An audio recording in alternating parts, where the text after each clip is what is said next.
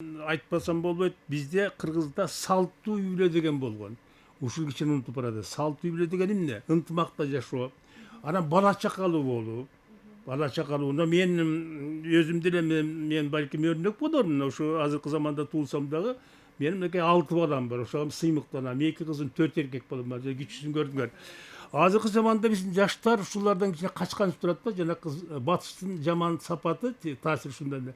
Көп балалуу болуш эмне кереги бар? Аны ким багат? Аны эмне кылам? Өзүм деле жашабаймбы? Биз ал кезде 22-23 жашта эле үйлөнчүбүз. Азыр айтат, жок, мен 30га чыгайын, 35 деген үйлөнөйүн деп кыздар да ушундай мындай эгоизм, өзүн ойлогон, коомду ойлобогон. А кезде кыргыз эли ошо бала чакалуу болбосо анда эмне? Кыргыз эли саны азайып кетет да. Жакында президент Садыр Жапаров жакшы сөз айтты жаңы залда. Бул Кыргызстан карып бараткан өлкөлөрдүн катарына кирип барат деп ушинтип капаланды өзү. Ошентип бараткан себеби жанагы бала чаканын азайып атканы. Ошо кезде көпчүлүгү 7-8-10га чейин балдар болчу да, кыйын учурда да. Эмнегедир балдар бири-бирин багып эле ошентип эле өсүп эле ошо элдин баары саны көбөйүп кеткен. Анан эгерде ушу салттуу үй бүлөгө көңүл бурбаса болот. Себеби үй бүлө деген эң эле айткандай бул мамлекеттин баштапкы уюму. Жакшы үй бүлө болмойнчо жакшы мамлекет болот. Ушуга көңүл буруш керек. Үй бүлөнүн акыбалына көңүл буруш керек да.